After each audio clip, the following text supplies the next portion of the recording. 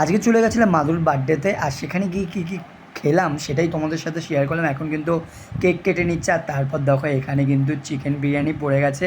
আর chicken বিরিয়ানিটা কিন্তু সম্পূর্ণ হোমমেড ছিল, আর এত সুন্দর করে কিন্তু কাকিমা করেছিল আর দিচ্ছিল আমাদের খুব সুন্দরভাবে।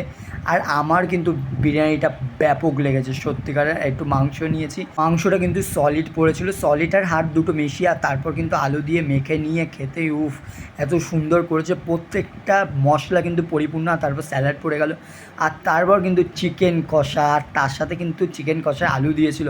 এতটা সুন্দর হয়েছিল, আর আমি কিন্তু 4 থেকে 5 বার কিন্তু বিরিয়ানি নিয়েছি।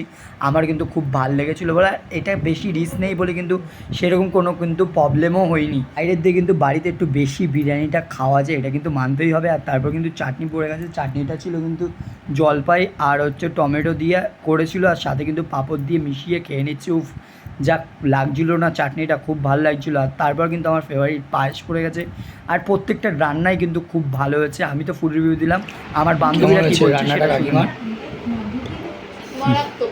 ব্যাপক হয়েছে যে মেড বাই কাকিমা, তাই তো? কেমন হচ্ছে?